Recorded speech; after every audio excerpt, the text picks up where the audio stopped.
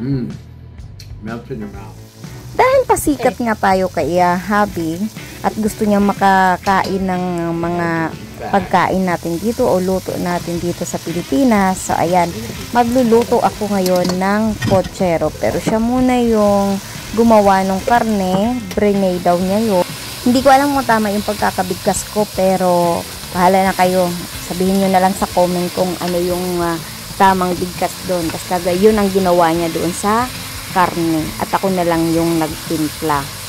Ang ginamit nga namin dyan ay karne ng baka, yung pata, yung pangbulalo. Wala lang, dahil yun lang din ang gusto kong gamitin na karne, ang pata. So, kayo, bahala na din kayo pag kayo ang nagluto kung ano ang gusto nyong gamitin karne. Kasi kayo lang din naman ang kakain nun, charot. At naglagay na nga ako dyan ng tomato sauce nga ang ginamit ko dyan. Tapos, ayan na yung patatas. Tapos, hindi na rin ako dyan naglagay ng pechay kasi medyo marami ng halo. At dalawa lang din naman kaming kakain. Tapos, ayan, sinunod ko na yung saging. Tapos, yung ano niyan, yung garaban sauce o chickpea ba tawag doon, ay nahuli na nga yun kasi nga hindi kami nakabili. Mas masarap kapag ka meron. Kaya, hinabol na lang namin yan. Kasi yan na yung, tawag ba dyan? Yung green beans o Baguio beans. Kasi, yan yung style ko. So, kung meron mang hindi tama pagkakasunod-sunod o ano man dyan sa proseso, pasensya na kayo. At kami lang din naman ang kakain yan, charing. Pero masarap naman yung outcome niya sa totoo lang kasi sobrang lambot na din ng karne.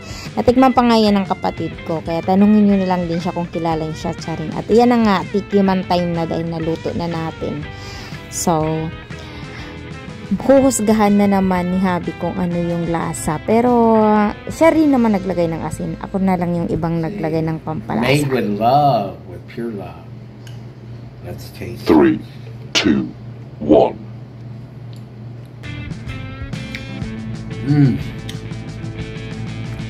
Masarap.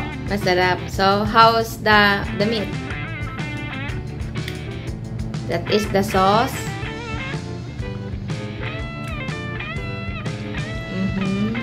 Like heaven. Oh, Oh my god! You didn't even taste the meat. If it's tender, it's tender. Taste of what? The meat. The meat? I sure did. Yeah. Oh my god, it's like butter. Oh, really? The meat is like butter. Just the meat. Okay. Melts in your mouth. Wow, you made it good. So, what do you call that? Pochero. Pochero.